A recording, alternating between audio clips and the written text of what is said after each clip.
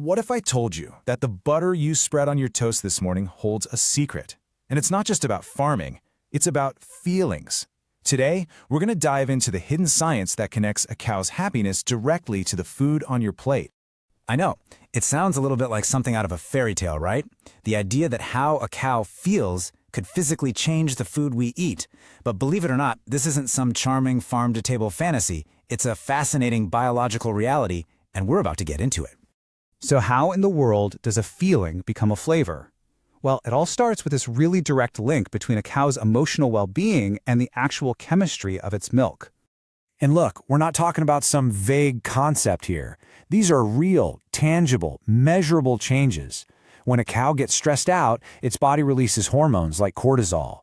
But when it's calm and happy, it releases beneficial hormones like oxytocin. And those hormones don't just disappear. They go directly into the milk, changing its chemical profile before it even leaves the cow. To really wrap our heads around this, let's put the two scenarios side by side. The science becomes incredibly clear when we actually compare the milk from a stressed cow to the milk from a happy, contented one. So, the main bad guy on the stress side is a hormone you've probably heard of, cortisol. You know that jolt of adrenaline you get, that racing heart when you're startled or under pressure? That's your body's fight-or-flight response kicking in, and it's fueled by cortisol. Well, cows have the exact same biological reaction. When they're stressed, their bodies are just flooded with this stuff. And the results are, well, they're night and day. On one side, you have milk from a stressed cow that's been altered by cortisol. This can actually mess with the fat in the milk and even create some off flavors. But on the other hand, milk from a happy cow is full of good stuff like oxytocin, which leads to a richer, creamier final product. This right here is the fork in the road that decides what kind of butter we're going to get. Okay, so we've got our raw material, the milk, which is already imprinted with how the cow is feeling, but how do we get from that liquid to a solid block of butter? Well, that's where some pretty impressive engineering comes into play. You know, this quote just nails it. It really is like a form of modern alchemy. We're taking something as intangible as a feeling and, using science and machines, turning it into a physical product we can actually hold and taste. It's pretty incredible when you think about it. So how's it done? First, the milk is poured into a centrifuge.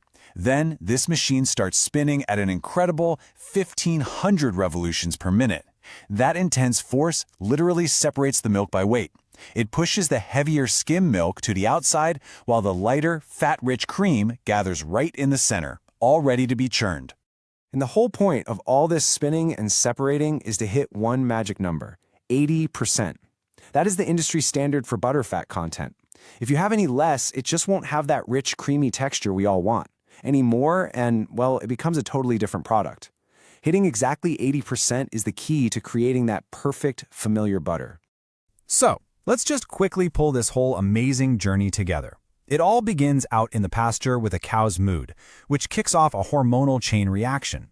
Stress means cortisol, which can mess with the taste and texture. Happiness means beneficial hormones, making the milk richer. And from there, precision technology takes that unique biological starting point and turns it into the finished product you find in the store. And that brings us right back to your kitchen. It's so easy to just see butter as, a simple dairy product. But now we know it's so much more. It's the end result of this fascinating dance between animal psychology and mechanical engineering. A story of feelings turned into food. Kind of makes you think, doesn't it?